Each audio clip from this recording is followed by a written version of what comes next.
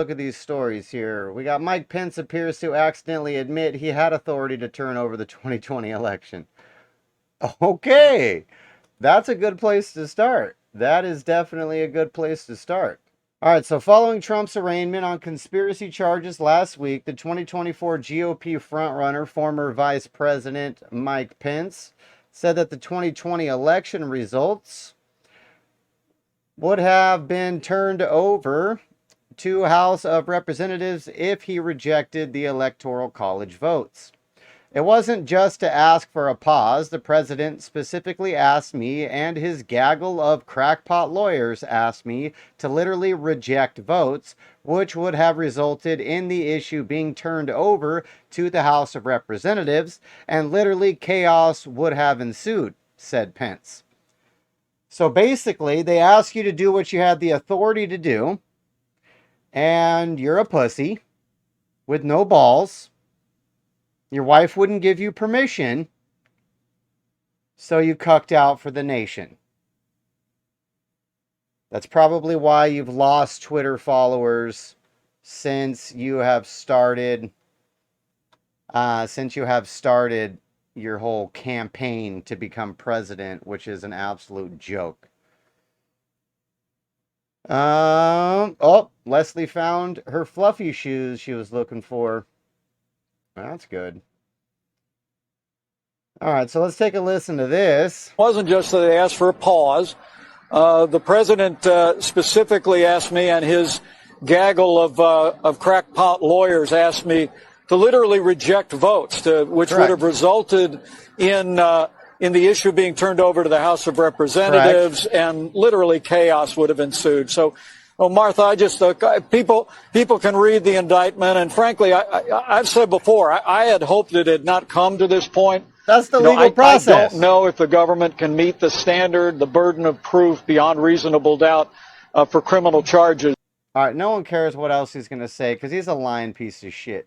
What you just laid out is exactly the legal way to contest a shady-ass election.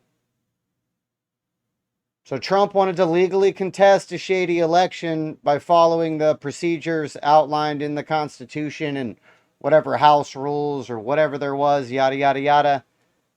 And you just personally thought that it would just be too chaotic. So you didn't exercise the authority that you clearly had because you're a pussy. That's it. That is it. So on Thursday, Trump was arraigned on charges of conspiracy to defraud the government, conspiracy to obstruct an official proceeding, and obstruction of and attempt to obstruct an official proceeding. It seems like some extra words that don't need to be there. And conspiracy against rights. He pleaded not guilty. A conspiracy against rights? What? Conspiracy against rights? Looks like Leslie's chatting with us instead of her cousin via text. That's cool. All right, so the indictment alleged that Trump was determined to remain in power after the 2020 election, and for 2 months following the election, the defendant spread lies that had been outcome determinative fraud in the election and that he actually won. After he became public on the afternoon of January 6th that the vice president would not fraudulently alter the election results, a large and angry crowd, including many individuals whom the defendant had deceived into believing the vice president could and might change the election results. That's the key right there. So in the indictment, it says the defendant, Trump, deceived people into believing the vice president could and might change the election results. Pence just admitted that he could. So what's the lie? Where did you deceive? He's just a pussy and didn't do it, but he clearly could have.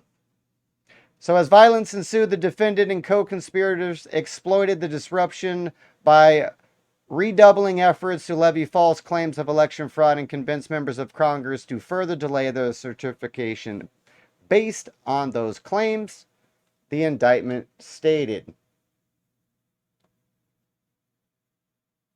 So Pence is currently running against his former administrative partner for the GOP nomination. Pence usually polling in the single digits, while Trump leads anywhere from 40 to 60 points. So there it is, folks. There it is, folks. The indictment on Trump, we know, is made up political BS, slander. We know that. But there it is. That right there, that statement by Pence right there makes the indictment fall apart. Because according to the indictment, Trump convinced everybody that Pence was going to be able to do something. And Pence just admitted he had the authority to do it, just chose not to. So, where's the lie? And if you say the election wasn't questionable, honestly, you're semi-retarded. There's been court cases in Michigan and Pennsylvania that said the unconstitutional changing of elections there. Carrie Lake is fighting hard in Arizona to prove her case, which they have as far as ballot signatures, as far as, I guess they didn't prove it, but they did show very strong evidence that they rigged the machines by using paper they knew would not work in only Republican areas. So there was a lot of nonsense going on in Arizona that's been investigated, that there's proof of. There was numerous court cases across the country where they ruled that changes that happened during the election and how the election was run were unconstitutional. And we know that Biden didn't get 81 million votes, people. Give me a break. A white dude who uses the N-word repeatedly, who created the crime bill to lock up all the black people, who said you're not black if you don't vote for me, who didn't campaign from his basement, got more votes than Barack Obama. This is the logic that you have to swallow if you buy into any of this nonsense. It's just not feasible, folks. It is not feasible. And they're like, well, it's just so many more people hated Trump, so they came out to vote for Biden. Well, then why did Trump get 12 million more votes than he did previously? If all these extra people hated him, who apparently didn't hate him before, he picked up 12 million votes, folks. If you gain support, you can't be more hated. The two sentences don't equate. They don't go with each other. So it just doesn't make any possible sense that Biden got 81 million votes. There's no reasonable explanation to why what kind of states are they called? The ones that are close. 5 states just shut down altogether at the same time in the middle of the night with Trump leading. And then all 5 states magically just had a bunch of votes for Biden pour in over the quiet time when the votes weren't being counted. And then all of a sudden, we wake up in the morning and we got Weekend at Bernie's as the president. I'm not buying it, folks. I'm not buying it. If you're buying it, good for you.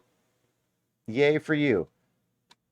The world probably seems more at peace for you, thinking that everything is hunky-dory. I'm not buying it. I am not buying it.